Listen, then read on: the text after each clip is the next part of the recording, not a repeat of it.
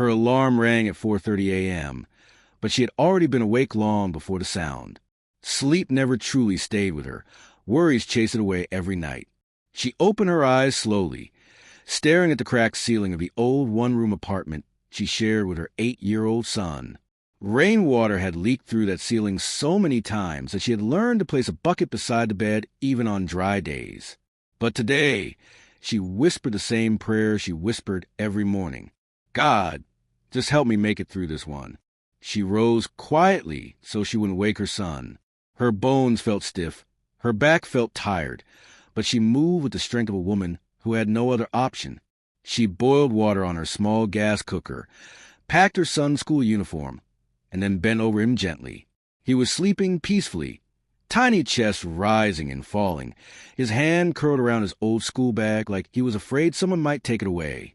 "Baby, wake up," she whispered, brushing his forehead. He opened his eyes, smiled sleepily, and mumbled, "Good morning, Mummy." That smile alone was enough to erase half of her pain.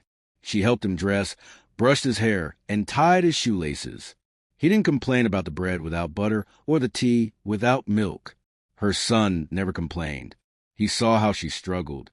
Even at 8 years old, he carried a heart far older than his age. "Mummy, you didn't sleep again," he whispered as he held her hand on the way to school.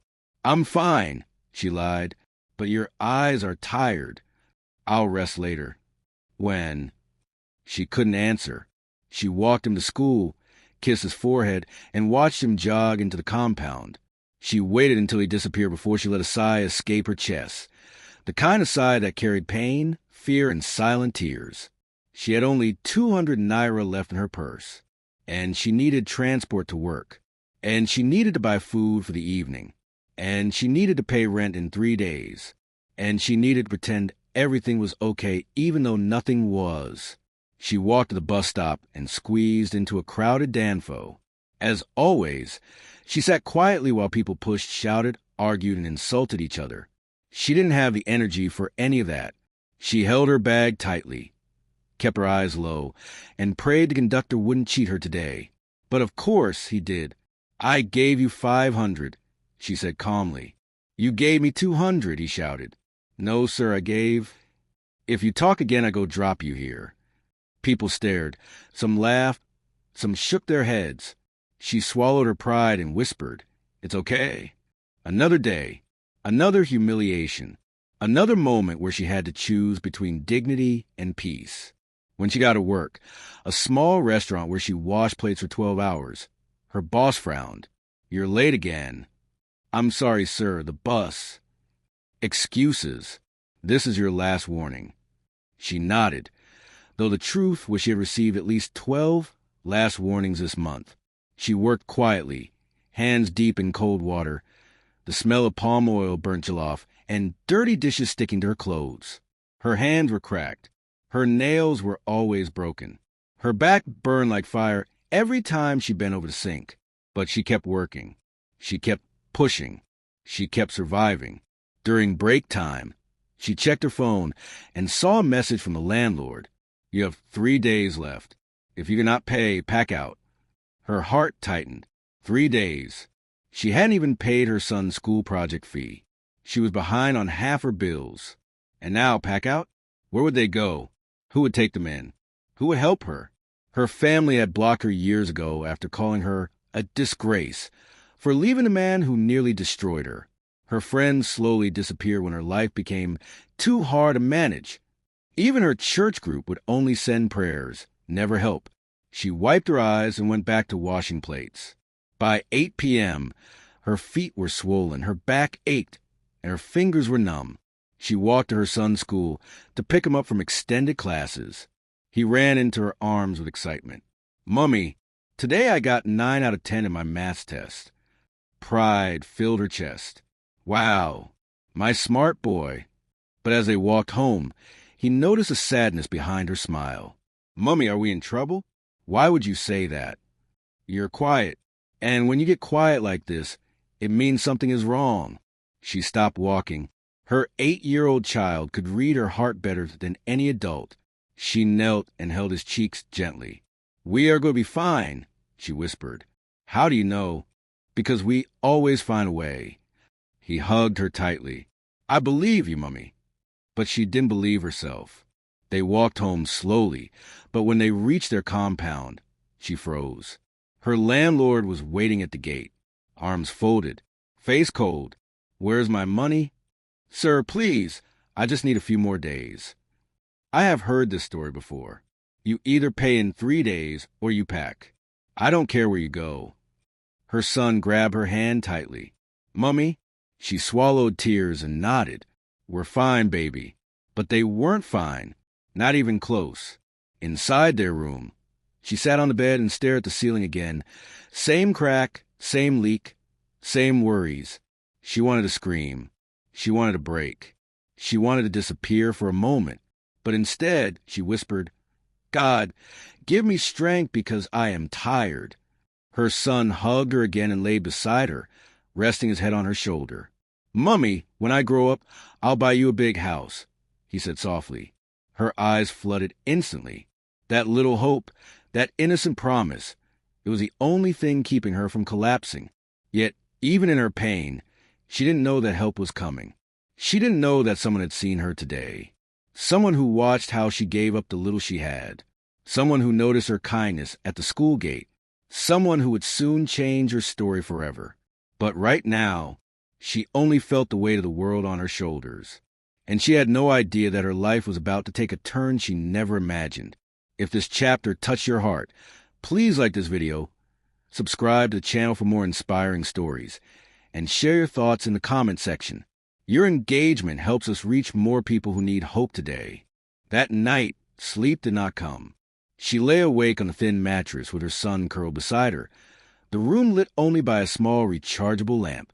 Each second felt heavier than the last. She tried to keep her breathing steady so she wouldn't worry her boy, but inside her chest, fear burned like fire. 3 days. 3 days before the landlord pushed them out like garbage. Her mind raced through every possible idea. Selling her phone, taking an extra night shift, borrowing money from someone, but nothing seemed like it would work fast enough. She was already behind on other debts, and nobody trusted poor people with loans, not when they could barely feed themselves.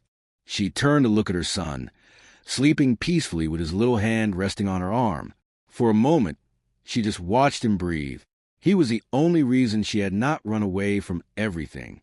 He was the only reason she fought so hard every day. Mummy, he whispered suddenly, eyes half open. She froze. Yes, baby? You're not sleeping. I'm fine. No, your heart is too loud. Her chest tightened painfully. What kind of child notices something like that? She brushed his cheek and kissed his forehead. Go back to sleep, my love. Okay, but promise you won't cry. She swallowed. She couldn't promise that, but she whispered, I'll try. He closed his eyes again, and she held him close, wishing she could shield him from the world. When morning finally came, she felt like she had aged 10 years overnight. Her eyes were puffy, her joints stiff, but she forced herself up. Her son prepared for school quietly, sensing her mood, not wanting to trouble her more. As they walked, he kept his tiny hand locked in hers. Mummy, he said softly, if we lose our house, we can stay with my teacher. She is very kind. She smiled weakly. You can't just move to your teacher's house, baby. Why not? She likes me. Yes, she likes you, but she has her own family. Then we can stay with your friend Auntie Beezy. She moved to Abaddon last month. Oh. Silence stretched between them. He finally looked up again. Then we will sleep outside together. I'll hold your hand all night so nobody takes you. Her steps faltered. Her throat closed.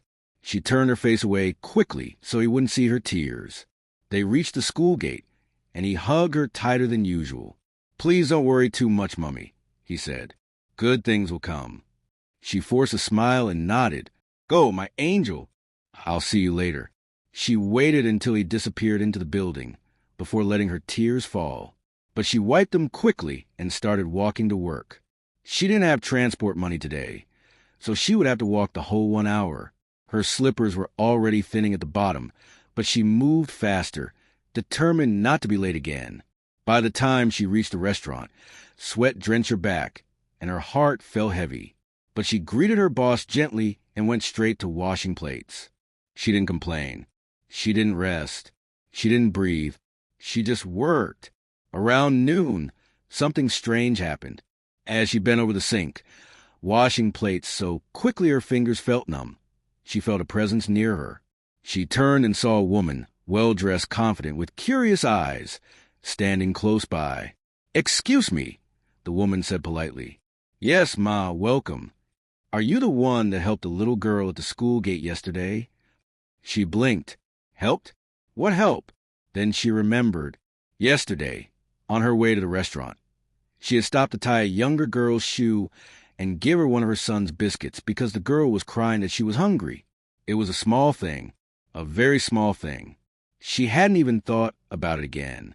But someone had seen. "Ah, yes, Ma. I did," she answered quietly. "That was kind," the woman replied. "Not many people give when they don't have." She didn't know what to say. The woman smiled slowly, but there was something deeper behind it. "Do you mind stepping outside for a moment?" Her heart jumped. Was she in trouble again? Had she done something wrong? "I'm working, Ma," she whispered. "I'll speak to your boss." The woman approached the manager, exchanged a few quiet words, and the manager nodded. Then the woman turned back to her. He said, "You can take 5 minutes." 5 minutes.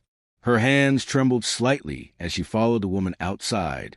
They stood under the shade of a mango tree beside the restaurant. "What's your name?" She told her. The woman nodded thoughtfully. "I've noticed you for a while now. I pass this street often. You always look tired, but you're always gentle, always patient, always kind." Her cheeks warmed. She didn't know anyone was watching. The woman continued. "Yesterday, the way you treated that little girl, it stayed in my mind. Many adults walk past children like they don't matter." She lowered her eyes. "Ma, it wasn't a big thing. That's where you're wrong. People reveal their true heart when they have nothing, and yours is pure." She blinked rapidly. She didn't understand where this conversation was going.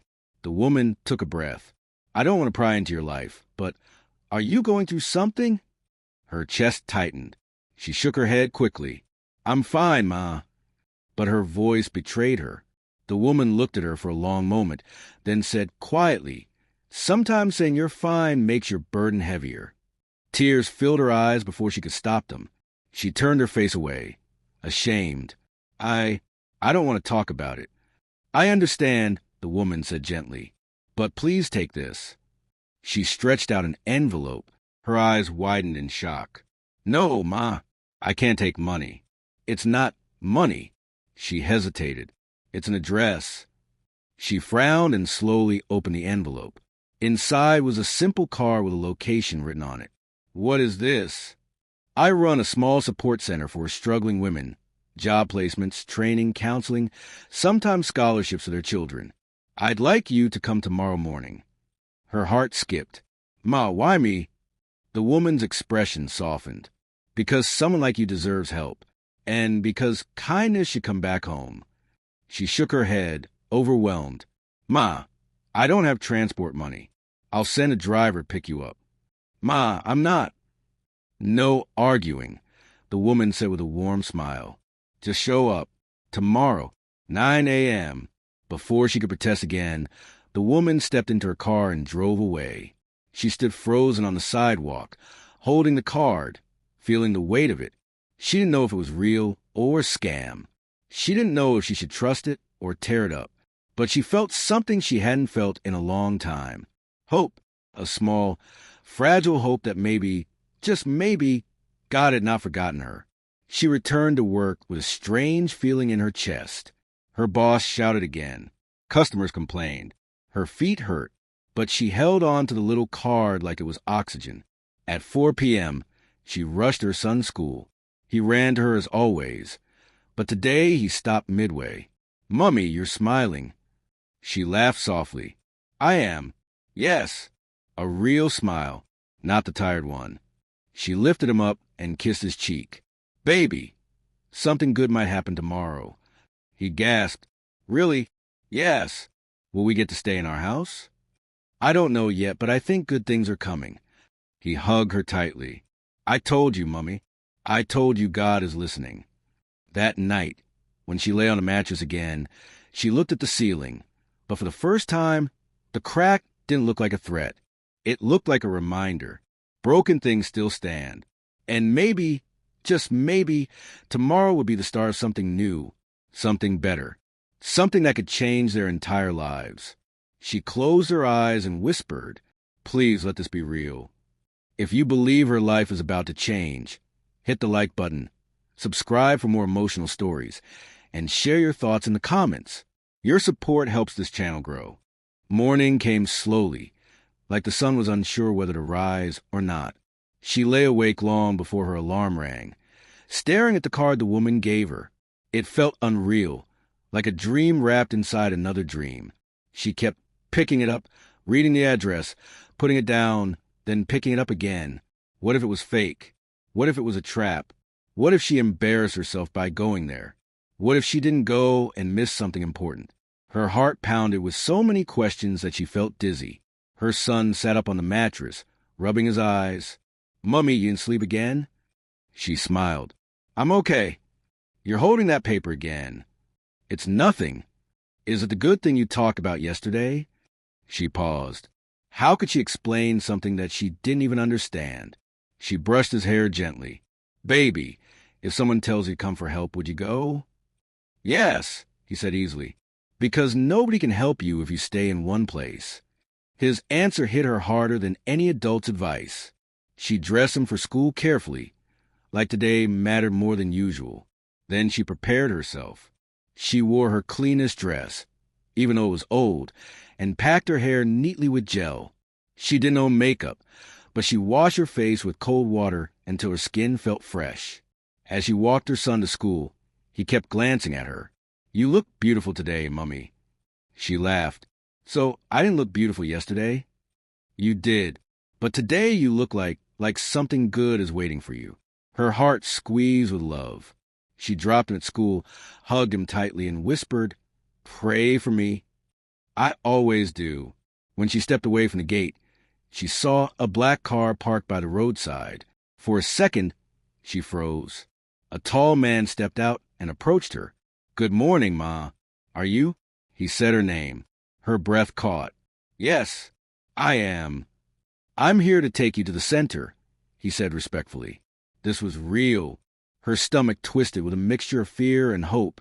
She entered the car slowly, hands shaking slightly. As they drove through the busy streets, she pressed her palm to her chest to calm her heartbeat. She looked out the window, watching the moving buildings, wondering if this ride would change her life or break her heart. After a while, the car turned into a quiet estate. The houses were clean, painted, and peaceful. Flowers lined the sidewalks. Children rode bicycles. Everything looked like a different world, one she had never imagined herself inside. The car stopped in front of a large white building with a sign, "Women Rising Support Center, Empowering Mothers, Restoring Hope, Building Futures." She swallowed hard. The driver opened the door. "Ma, you can go inside." Her legs felt like jelly as she stepped out. The building looked expensive. Glass doors, neat lawns, security guards who smiled politely. She felt too small for this place. She almost turned back. She almost ran. But something inside whispered, "Stay." Inside, the reception area was bright and warm. A woman in a pink shirt smiled widely. "Welcome. You must be the guest expected today." She nodded awkwardly. "Yes, Ma. I was told to come." "Please sit. Someone will attend to you shortly." Minutes later, the same woman who approached her at the restaurant walked in. Today she looked even more elegant. White blouse, simple gold jewelry, calm confidence. But her smile, that smile felt safe. "You came," she said warmly. "Yes, Ma." "Please call me Auntie Ada." "Okay, Auntie Ada." They walked into a private room with 2 chairs. The mother sat down nervously, twisting her hands. Ada sat across from her and spoke gently. "I won't force you to tell me your whole story. Just tell me what you feel comfortable sharing." Her throat tightened. Talking about her struggles felt shameful, but Ada's voice was soft, encouraging. So she took a deep breath and began. She talked about leaving a dangerous marriage. She talked about losing support from her family. She talked about struggling to raise her son alone. She talked about working long hours and still being broke. She talked about the landlord threatening to throw them out. By the time she finished, her eyes were wet. Ada didn't interrupt once. She didn't judge. She didn't sigh. She didn't rush her. She simply listened. When the mother stopped talking, Ada reached across the table and gently held her hand. "You are stronger than you know," she whispered, "and you shouldn't be fighting this battle alone." Her breath shook as she whispered, "I don't want pity. This is not pity," Ada said firmly. "This is opportunity." Ada sat back, studied her face, and said, "I want to help you, but I need you to trust me." She looked down. Trust was dangerous. She had trusted before and gotten hurt. She had trusted people who made promises they never kept. But Ada's eyes were different. They were honest. "Ma, why me?" Ada smiled. "Because you didn't let your struggles destroy your heart. Even when you had nothing, you still gave. We don't help people because they are poor. We help people because they are good." A tear slipped down her cheek. Ada continued, "Our center offers 3 main things: job placement programs, small business startup support, and scholarships for children. I think you qualify for more than one." She gasped. What do you mean?" "First, I want to move you and your son out of that unsafe apartment." Her whole body froze. Ada wasn't joking. Her voice was calm, steady, real. "Second, I want to place you in a better job. You have determination, discipline, and care. Those qualities are more valuable than certificates." Her breathing stopped. "And third," Ada added with a soft smile, "I want to enroll your son in a full scholarship program. He deserved the chance to reach his potential." The room spun. "Ma, this is too much." "No, it is exactly what you deserve." She covered her face with her hands and began to sob, loud, uncontrollable sobs that broke free after years of holding everything in. Ada stood, held her gently, and let her cry. "It's okay," Ada whispered. "You're safe. You're seen. You're valued." For the first time in years, she felt like a human being again. Not a struggling woman, not a problem to be ignored, not a person to be judged. A human being.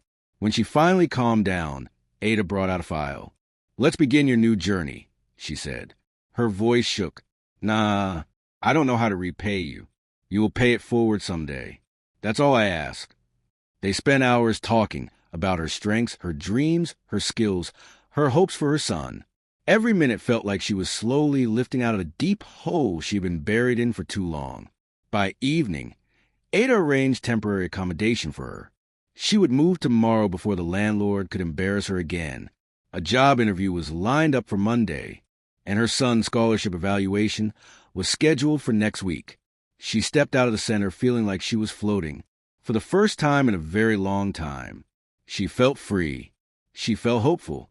She felt like someone had breathed life back into her bones. The driver took her to pick up her son from school. As soon as he saw her, he ran into her arms like always, but this time she lifted him high, laughing through her tears. "Mummy, what happened?"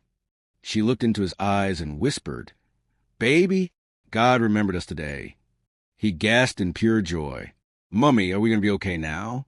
"Yes," she said with certainty. "We are going to be more than okay." He hugged her tightly and didn't let go. As they walked home, she didn't look at the cracked buildings or dusty streets with sadness anymore. Everything looked different. Her heart was lighter. Her steps were stronger. Tomorrow she would pack. Tomorrow she would move. Tomorrow she would begin again. And for the first time, the future didn't scare her. It called her. If this chapter gave you hope, please like this video, subscribe to the channel, and share your thoughts in the comment section. Your support helps us spread more inspiring stories. The next morning arrived with a strange feeling in the air, a feeling she had not felt in years. Peace. She woke up before the alarm again. But this time, she didn't feel the heaviness that usually pressed her chest. Instead, She sat up slowly and looked around the small room that had witnessed all her tears, all her fears, all her hidden battles. Today would be their last morning here. She stared at the familiar cracked ceiling, the small window with a broken hinge, the rusty bucket for rainy days, the old mattress that had served them for years. For a moment, her eyes filled with memories, some painful, some comforting. Her son woke up quietly beside her. "Mummy, are we packing today?" "Yes, baby," she whispered with a smile. "Today is a new beginning." He grinned so widely that her heart burst with warmth. He jumped up from bed and began folding his clothes with childlike excitement. She watched him for a moment, realizing how quickly he had become her strength. His hope, his innocence, his belief in better days kept her standing during the darkest times. She began packing, too. They didn't know much, just a few clothes, a battered pot, a small cooler, a school bag, some plates, and a few household items. Everything fit into 2 bags. It was painful how little they had, but it was also freeing. When they finished, she looked around the room one last time. She whispered a quiet prayer of gratitude, not because the place was good, but because it kept them alive when they had nowhere else to go. At 9 a.m., the same black car arrived to pick them up. The driver stepped out and helped them load their bags. Her landlord stood at the gate, arms folded with irritation. "Where you going?" he barked. She didn't answer. The driver answered for her. "She will no longer be staying here." The landlord scoffed. "Good. People like her bring down my property value." Her son squeezed her hand, anger on his little face. She bent down to him. "It's okay," she whispered. "We don't fight with people who are losing us forever." He nodded proudly. She entered the car, and as they drove away, she didn't look back. The estate they arrived at was quiet and beautiful. Flowers lined the road, birds chirped, and children rode bicycles on smooth pavements. She had never imagined a place like this would ever be associated with her name. They stopped in front of a neat brown building with clean tiles. "This is your temporary accommodation," the driver announced politely. Her breath caught. Temporary? This looked better than anything she had lived in her entire life. A house assistant came out to greet them. "Welcome, Ma. Please come inside." Her son held her hand tightly, unsure and amazed. Inside was a simple but clean 2-room apartment, a neat bedroom, a small living room with a sofa, a clean bathroom with running water, a tidy kitchen with a working gas stove. She felt her eyes sting with tears. She touched the wall like she needed to confirm it was real. This is ours," she whispered. "Yes, Ma," the assistant said with a smile, "until your permanent accommodation is ready." Permanent? She almost fell to her knees.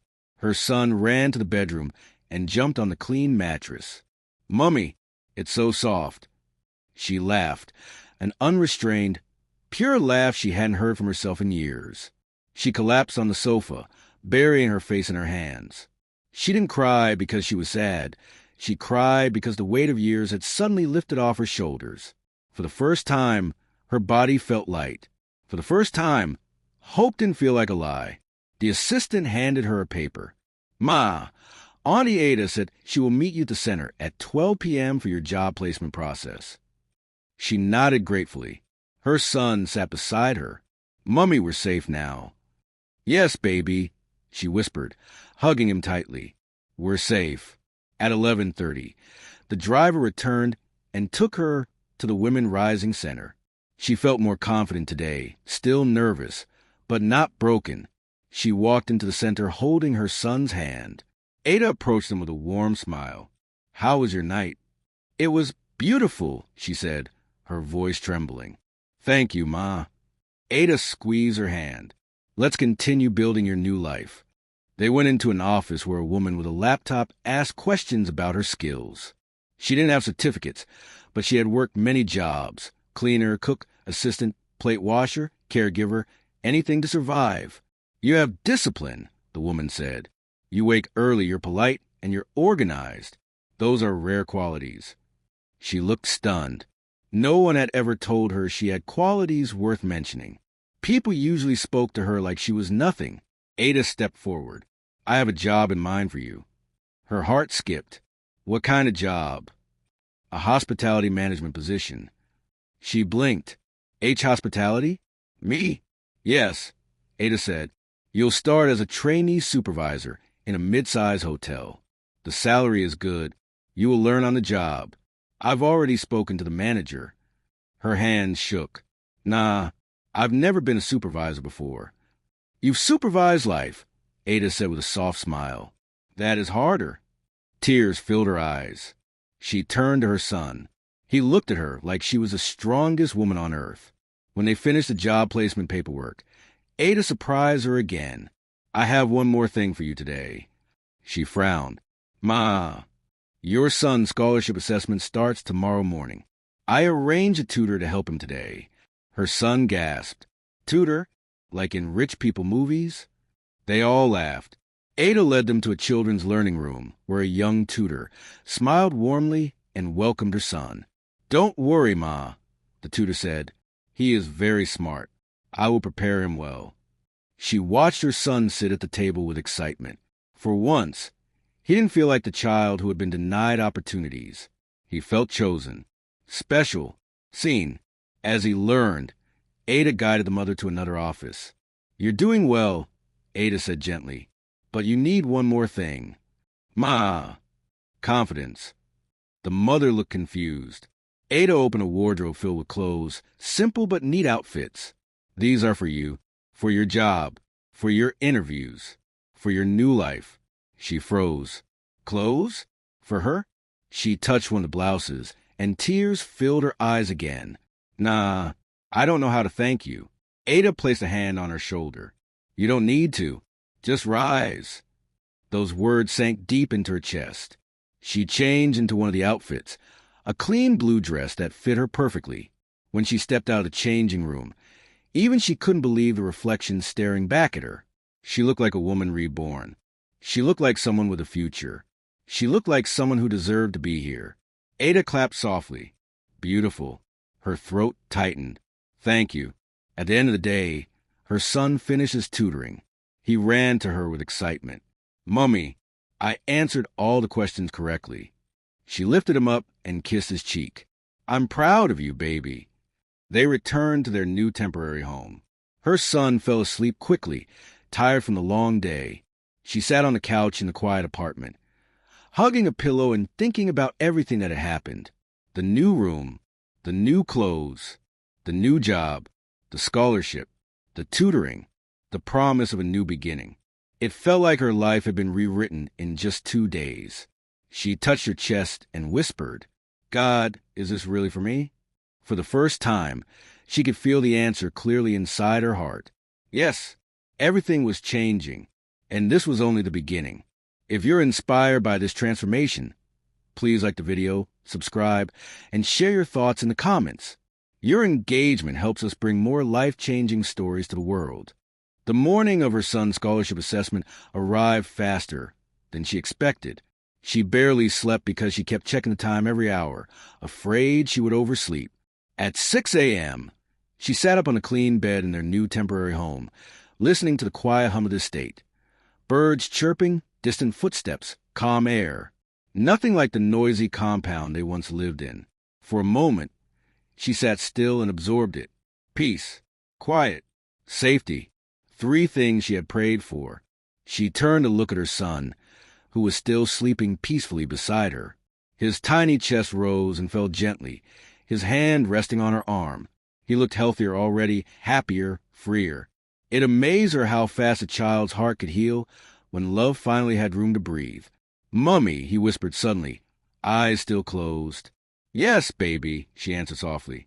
Is it today? Yes, it is. His eyes opened instantly, full of excitement and a little fear. Will I pass, Mummy? You will try your best, she said, brushing his cheeks. And your best is always beautiful. He smiled shyly, the same small smile that made all her sacrifices worth it. They dressed early. She ironed his clean shirt carefully. He polished his little shoes by himself. She wore one of the new blouses Ada gave her. She still couldn't believe those clothes were hers. She checked their bags twice, even though they weren't carrying much, and waited for the driver. When the black car arrived, her son clapped quietly in excitement. The drive to the assessment center felt unreal. They passed through beautiful estates and well-built roads she had never seen before. Her son pressed his face to the window. "Mummy, are these the kind of places rich people live?" "Yes," she whispered. "One day, we will live here too," he said with confidence. Her heart tightened with pride. Yes, one day. When they arrived, she stepped out slowly, dizzy with nerves. The school building was large and bright. Wide field playground, shiny windows, neat walls. Children in clean uniforms walked around with confidence. Parents greeted each other cheerfully. Everything looked like a different world. She held her son's hand tighter. "Don't be scared," she whispered, even though she was a scared one. "I'm not scared," he said. "You said good things will happen." They entered the examination hall, a colorful room filled with books, posters, and tables. The tutor from the previous day waved at them cheerfully. "You made it." "Yes," she said, trying not to show how nervous she was. Her son sat with the other children. Some parents hugged their kids, whispering advice. She didn't know what to whisper. She had never prepared for something like this. She kissed his forehead. "Remember what I told you." He nodded. "My best is beautiful." She smiled with tears in her eyes. "Exactly." Then the exam began. She sat outside the hall, twisting her fingers anxiously. Every minute felt like an hour. She prayed silently, pacing back and forth. She had faced many battles before, but this was different. This wasn't about food or rent or survival. This was about her son's future. After what felt like forever, the door opened and children streamed out. Her son walked out slowly, looking at the floor. Her heart dropped. Did he fail? Was he embarrassed? Did he forget everything? She knelt in front of him immediately. "Baby, how did it go?" He kept looking down. She felt panic rising. "Talk to me, my love." Then he looked up suddenly with the widest smile. "Mummy, I knew everything." She gasped. "Everything?" "Yes, even the hard ones." She hugged him tightly, spinning him around as other parents smiled. Her eyes filled with tears of relief. A teacher approached them. "Ma, your son is brilliant. We were impressed." She could barely breathe. "Does that mean—" "We still need to grade all the papers," the teacher said. "But he has a very high chance." Her knees almost gave out. She held her son close, whispering, "Thank you, God." After the assessment, they returned to the support center, where Ada was waiting. "How did it go?" Ada asked. "He did everything," the mother said proudly. Ada lifted the boy and kissed his forehead. "You're a star." He giggled shyly. Ada turned to his mother. "And you," she said softly, "are raising a champion." The words struck her deeply. After the scholarship update, Ada guided her to a small office where a lady handed her a printed sheet. "This is your new job schedule, Ma." Her heart raced. She scanned the paper. Position: Trainee Hospitality Supervisor. Hotel Royal Palm Suites. Salary: enough to breathe again. Start date: Monday. Schedule: morning shift. Training included. Her hand shook. "Ma," she whispered, This is more than I dreamed." Ada touched her shoulder. "You're not dreaming," she said. "You are rising." Tears slid down her cheeks before she could stop them. For years, she had been buried under struggles. Now, she was finally climbing out. The next few days moved like a miracle unfolding in slow motion. The center arranged professional training for her: how to manage workers, how to handle guests, how to speak confidently, how to lead politely. She was shy at first, but she learned quickly. She took notes seriously, stayed focused, and repeated the lessons at home until she understood everything. Her son studied with a tutor every day, preparing for the final scholarship results. He grew happier, stronger, more confident. He talked about becoming an engineer or a doctor or a teacher. His dreams expanded every day. By Sunday night, the entire temporary apartment felt different. There was joy in the air. Laughter replaced tears. Hope replaced fear. Her son slept peacefully on the bed. She sat by the window, looking out at the quiet estate lights, thinking about tomorrow. Tomorrow was the first day of her new job. She touched her chest and breathed deeply. She was scared, yes, but she wasn't the same woman who washed plates until her fingers cracked. She wasn't the woman who cried in dark rooms or hid her pain from her son. She wasn't the woman people mocked or stepped on. She was becoming someone new. At midnight, she whispered a prayer, not for money, not for miracles, but for strength to carry this new blessing well. When morning came, she dressed in her new uniform, a clean white shirt, dark blue skirt, and black shoes. She looked at the mirror in disbelief. She almost didn't recognize herself. Her son sat up and gasped. "Mummy, you look like a boss." She laughed softly. "Do I?" "Yes. You look expensive." His innocent compliment made her smile confidently for the first time in her life. The driver took her to the hotel. It was big, shiny, and full of life. People moved with purpose. Guests checked in with smiles. Workers rushed around politely. She stepped inside carefully, like she was entering a new world. Her heart raced. Sweat gathered at her palms. She feared she would make a mistake on her first day. But the manager walked up to her with a warm smile. "Welcome. We were expecting you." Something inside her settled. For the first time in her entire life, someone expected her. Someone waited for her. Someone believed she had value. She straightened her shoulders and nodded. "Thank you, sir." He gave her a tour: front desk, dining area, housekeeping section, kitchens, staff rooms. Every corner amazed her. Everything was organized, clean, and modern. "This is where you will work," the manager said as they reached the supervisory station. "Your job is to make sure everything works smoothly.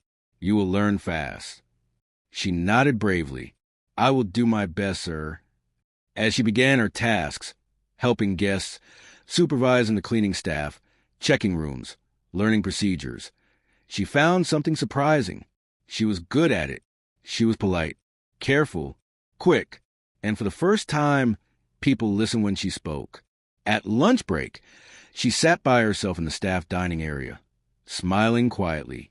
She didn't feel like an outsider. She didn't feel like the poor, invisible woman she once was. She felt capable, strong, valuable. She felt like a woman who was finally living instead of surviving. When she got home that evening, her son ran to her. "Mummy, how was it?" She smiled proudly. "It was beautiful." He hugged her tightly. "I knew you would win." She sat on the sofa and breathed deeply. She had won. She was winning. And she wasn't done yet. This was just chapter 5 of her journey. And her rise was only beginning. If this chapter touched your heart, please like the video, subscribe for more inspiring stories, and drop your thoughts in the comments. Your support keeps this channel alive. Her first week at the hotel moved like a dream she didn't want to wake up from. Every morning, she woke before the sun, stood in front of the mirror, and thanked God. Every day, she took a long breath before leaving the house, reminding herself that she was no longer a struggling plate washer begging for extra hours just to buy bread. She was a supervisor now. A supervisor. It still shocked her. The hotel atmosphere was full of life. Guests from different places checked in with smiles. Workers moved with purpose. The smell of fresh polish and warm breakfast floated through the halls. Everything felt new and exciting, and she wanted to absorb all of it. But the most surprising part, the part that shook her heart, was how respected she now felt. Cleaners greeted her with, "Good morning, Ma." "Supervisor, Ma, good afternoon. How may we assist you, Ma?" She would nod shyly, still adjusting to the new reality. One morning, while she was supervising room inspections, a younger staff member whispered to her, "Ma, you're so calm. Many supervisors shout, but you always smile." She didn't know what to say. She wasn't used to praise. Back in the restaurant, even when she worked the hardest, she never heard one kind word. But here, people noticed her efforts. It made her want to do better. The manager called her into his office on the 4th day. "You are doing well," he said sincerely. "Thank you, sir. You're always early, always polite, and quick to learn. I like your attitude." Her eyes widened in surprise. He continued, "With this kind of dedication, you will move up fast. Keep it up." She didn't even know how she held her tears until she stepped outside. She leaned against the corridor wall, covered her mouth, and cried silently, tears of joy, relief, and disbelief. Her son noticed her change too. Every evening when she returned home, he would run to her, grab her bag, and ask her to tell him everything about her day. He listened with excitement, as if her job was the most important job in the world. "Mummy, when I grow up, I want to work in a hotel too," he said one evening, bouncing on the couch. She laughed. "You will be anything you want." He nodded proudly. "I want to buy you a big house." Her chest warmed. Every time he said those words, her heart melted like butter under sun. Days turned into a week, then into 2. She grew more confident. She learned how to check rooms quickly, how to handle guest complaints, how to guide staff respectfully, and how to organize shifts. She was still shy sometimes, but she never let fear stop her. But life had another sweet surprise waiting. One morning, as she dressed her son for school, Ada called. "Good morning," Ada said warmly. "Good morning, Ma. Are you free at 4 p.m. today?" "Yes, Ma, after my shift." "Good. Come to the center with your son. We have something for you." Her heart pounded.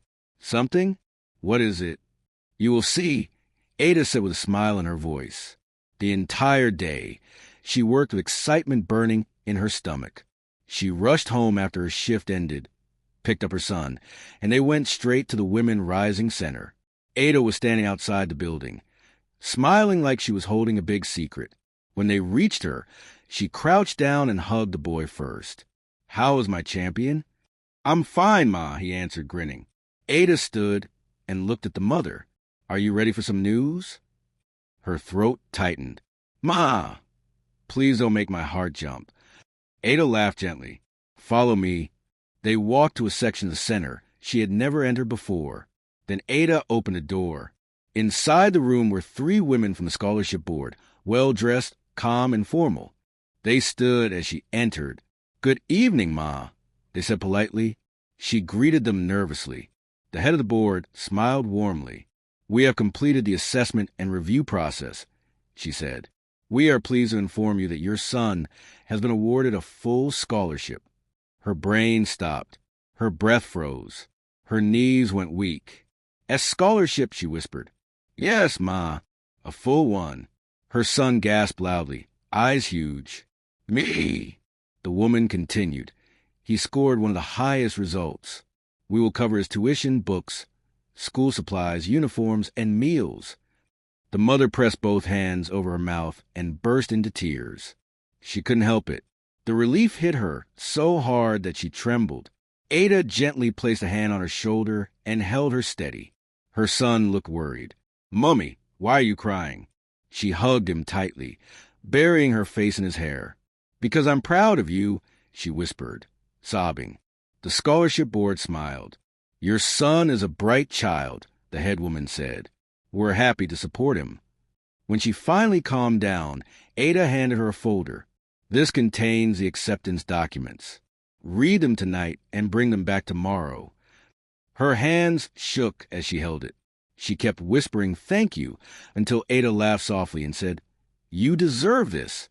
As they walked out of the building, her son kept jumping. "Mummy, I'm in a big school. I'm going to be a doctor, or an engineer, or maybe a pilot." Her heart filled with joy and hope. "Yes, baby," she said, lifting him up. "You will be anything." When they got home, she placed the folder on the table like it was gold. She sat in front of it for a moment, staring at it emotionally. This was not just a piece of paper. It was her son's future. It was her answered prayer. It was the proof that she had not suffered for nothing. For the first time in years, she allowed herself to dream too. Maybe she could study someday. Maybe she could grow in her job. Maybe she could give her son the life he deserved. Maybe she could finally breathe. That night, she slept peacefully. No fear, no tears, no anxiety. She slept like a woman who had finally stepped into the light. The next morning, she woke early and sat by the window, watching sunrise. The warm glow touched her skin gently. She whispered, "Thank you," not because everything was perfect, but because everything was finally moving in the right direction. She went to work smiling. Even the staff noticed her joy. "Supervisor Ma, you're glowing today," one cleaner said. She laughed shyly. Good news came. When she returned home, she helped her son with his new scholarship acceptance tasks. They filled forms together, wrote his dreams, chose his uniform sizes, and prepared for orientation. He was so excited that he couldn't stop talking. "Mummy, on my first day, I will look around the whole school." "No, you will not disturb anybody," she corrected gently. "I won't disturb. I will just observe." She laughed. "Okay, observe." Later in the evening, as she cooked rice and stew, she overheard him praying quietly in the living room. "Thank you, God, for helping my mummy. Please keep helping her. Please make her happy every day." She stopped stirring the stew. Her eyes filled instantly. She walked into the living room, lifted him up, and hugged him tightly. "I am happy," she whispered, "because I have you." He wrapped his tiny arms around her neck. "I have you too, Mummy." That night, she looked around the temporary home again. Every corner held a memory of a rise she thought would never happen. She hugged her pillow and smiled into it. She knew something clearly now. The worst days were behind her. The darkest nights were gone. Her new life had started, and nothing could take it from her. She was no longer a struggling single mother begging life for mercy. She was a rising woman, a strong woman, a winning woman. And soon, the world would see just how far she was meant to go. If this chapter inspired you, please like the video, subscribe to the channel for more powerful stories, and share your thoughts in the comment section. Your engagement helps this channel grow. The next few weeks passed like a story someone else should have been living. Every morning, she rose from bed with a peace she once believed she would never feel. The temporary home that Ada provided glowed with warmth each dawn. Sunlight through the curtains, soft breeze from the window, the sound of her son humming while brushing his teeth. A new rhythm had formed in their lives, and she cherished every minute of it. Her job at the hotel became a place of confidence and growth. The workers respected her, the guests appreciated her gentle manner, and the manager trusted her enough to give her more responsibility. Some days she walked through the hallways with her clipboard, checking rooms and directing staff, wondering silently, is this really me? Did God truly rewrite my life this way? But the truth was right in front of her. Her life was rising one miracle at a time. Her son, too, was a different child now. His laughter came more easily. His shoulders no longer curled from shame. Every evening, he shared classroom stories with so much excitement that she often forgot how difficult the past had been. "Today the teacher said my handwriting is the best in the class," he bragged one day. "Of course," she teased. "You have your mother's handwriting." "No," he giggled. "I have my mother's head. My brain is strong like yours."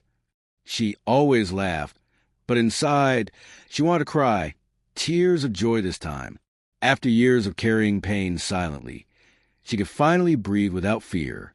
But life had one more test waiting, and one more blessing. One quiet Thursday afternoon, the hotel lobby was smooth and calm. She was reviewing room lists when the manager called her. "Can you step into my office for a moment?" Her heart raced. She followed quietly.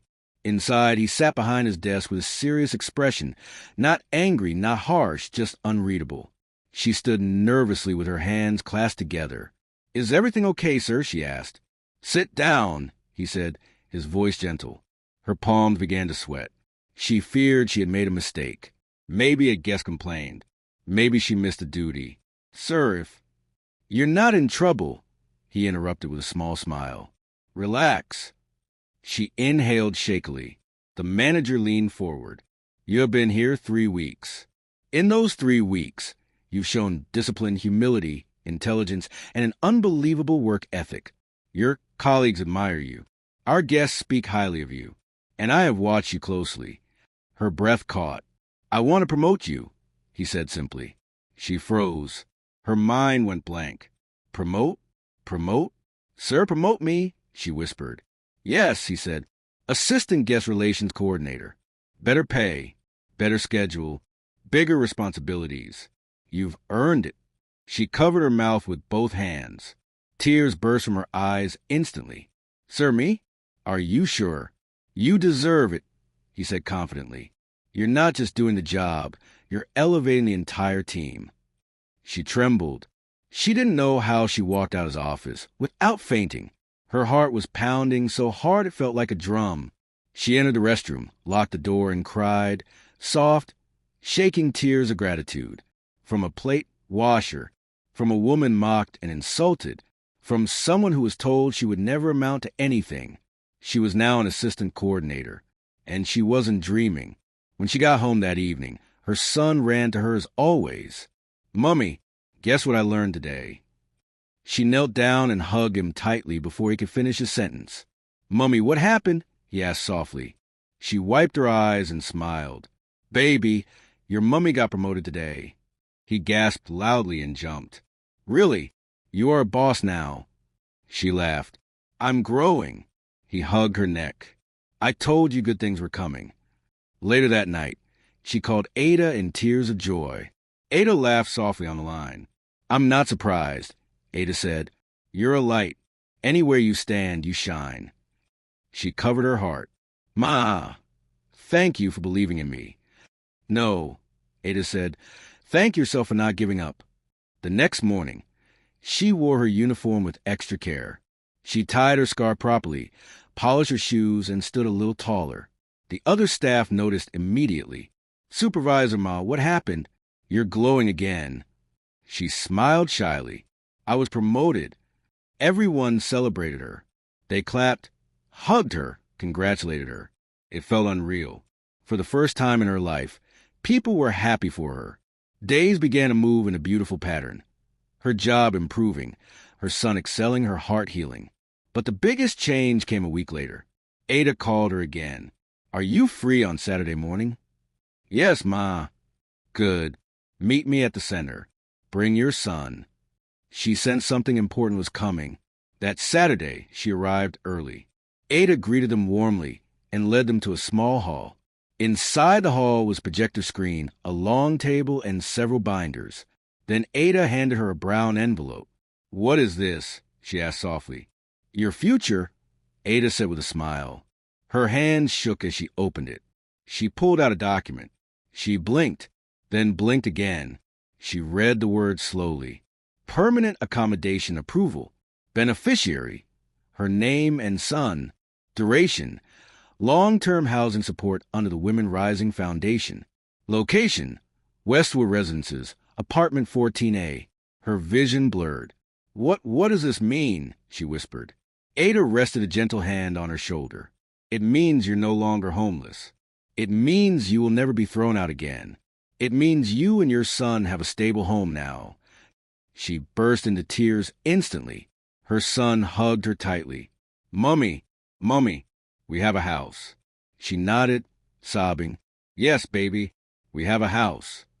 Ada smiled softly. You deserve a place to rest, she said. A place where you can grow.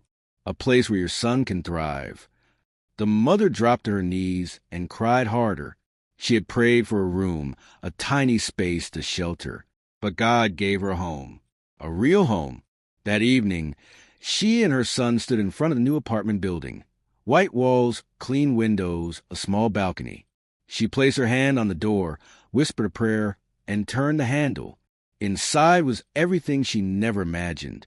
A living room with a sofa, a kitchen with new cabinets, a bedroom with a wide bed, a wardrobe, a bathroom with clean tiles, a balcony overlooking the estate. She stood frozen. Her son ran around excitedly, touching everything. Mummy, look at this. Look at that. Look at our house. She placed her hand on her chest and whispered, Thank you. This was no longer survival. This was victory. This was restoration. This was Chapter 7.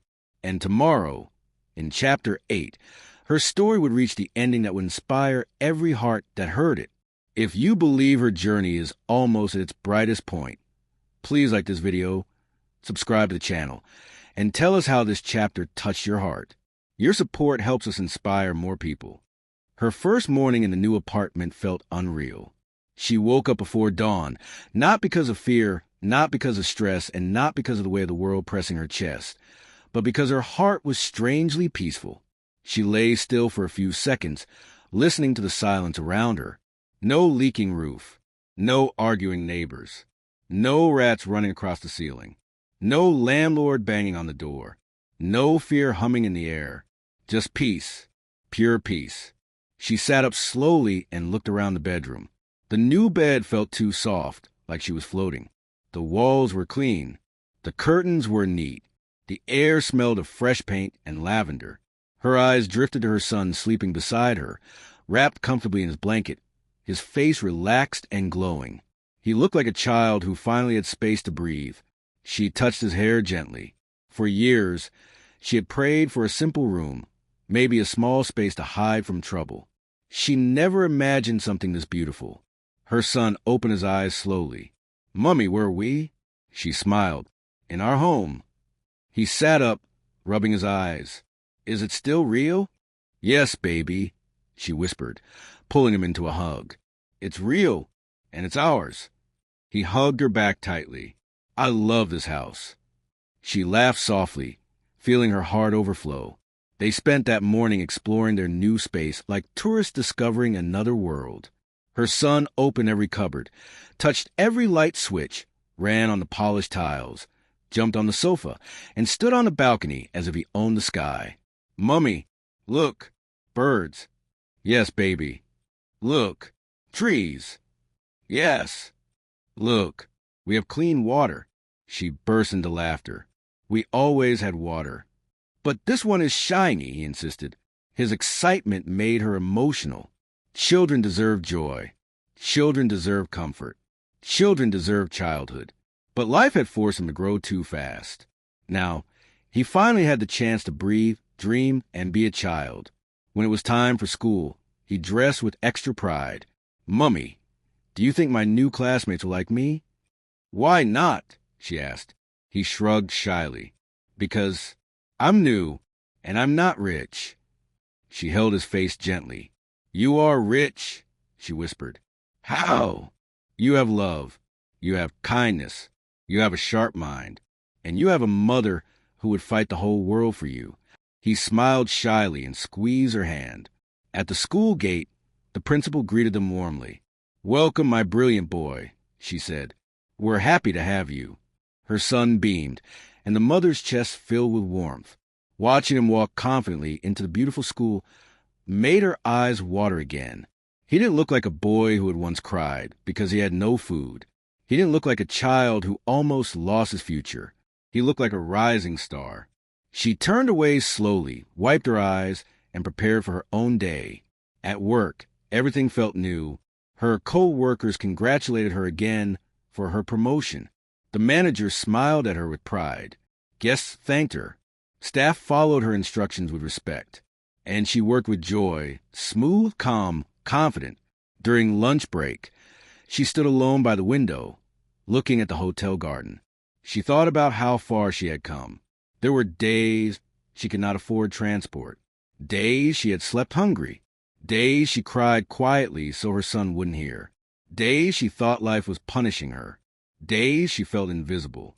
And now she was someone, a hard-working supervisor, a mother of a scholarship student, a woman with a home, a woman with dignity, a woman with a future. The transformation felt too big to carry, but she embraced it fully. That evening, Ada called again. "Can you come to the center tomorrow?" "Yes, Ma. I want you to meet someone." The next day, she and her son arrived at the Women Rising Center. In the lobby, she saw a tall elderly woman with gray hair and gentle eyes, wearing a simple lace gown. Ada approached them.